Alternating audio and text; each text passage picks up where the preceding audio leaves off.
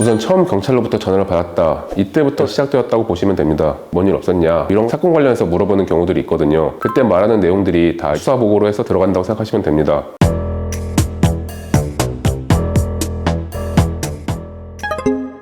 네, 안녕하세요. 형사법 전문 변호사 군계 1변의 김태형 변호사입니다. 오늘은 형사사건에 연루돼서 경찰조사를 받게 되신 경우에 주의할 점들에 대해서 말씀드려볼까 합니다. 군 관할 사건인 경우에는 군사경찰에서 조사를 받게 되실 것이고, 민간 관할 사건인 경우에는 경찰에서 조사를 받게 되실 것인데, 오늘 말씀드리는 내용들은 공통된 내용이라고 생각하시면 될 것 같습니다.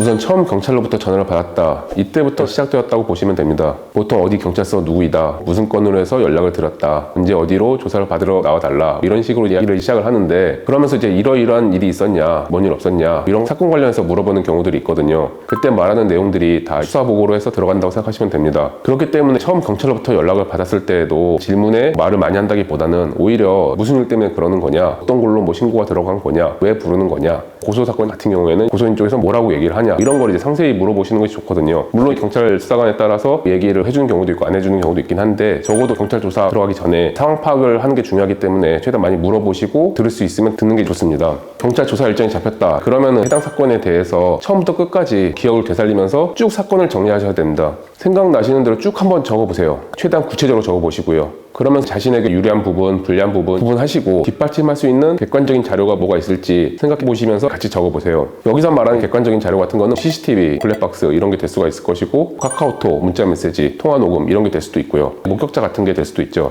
이렇게 조사 전에 사건을 쫙 한번 정리해 보는 게 꼭 필요합니다. 왜 필요하냐? 경찰 조사 시 경찰의 질문에 대해서 최대한 구체적으로 답변하는 게 중요하거든요. 모순되지 않게 일관되게 진술하는 것이 중요하고, 진술이 객관적인 증거들이랑 부합하느냐, 모순되느냐, 이게 또 중요하기 때문이에요.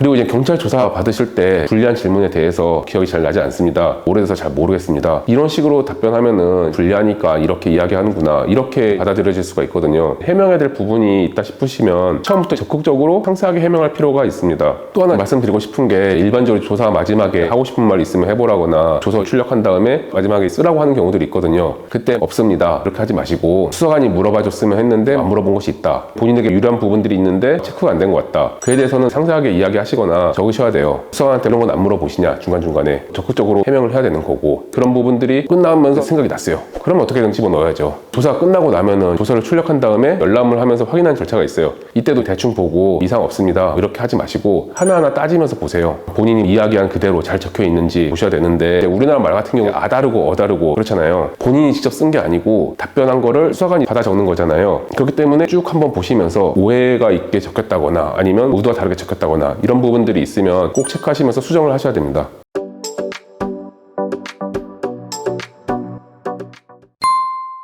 오늘은 경찰 조사 시 유념해야 될 사항들 중 정말 중요한 몇 가지에 대해서 말씀드려봤습니다. 그 외에도 사건에 따라서 주의해야 되거나 신경 써야 될 사항들이 형사사건인 경우에는 꽤 많습니다. 그러한 과정들을 혼자 하기가 어렵고 도움을 받고 싶다고 생각하시면 조금이라도 빨리 형사전문 변호사를 찾아서 도움을 받으시기 바랍니다. 저도 대한변호사협회 형사법 전문 변호사로 등록되어 있는 형사법 전문 변호사이고, 저희 법무법인 A파트에도 저와 같은 형사법 전문 변호사가 많이 있습니다. 감사합니다.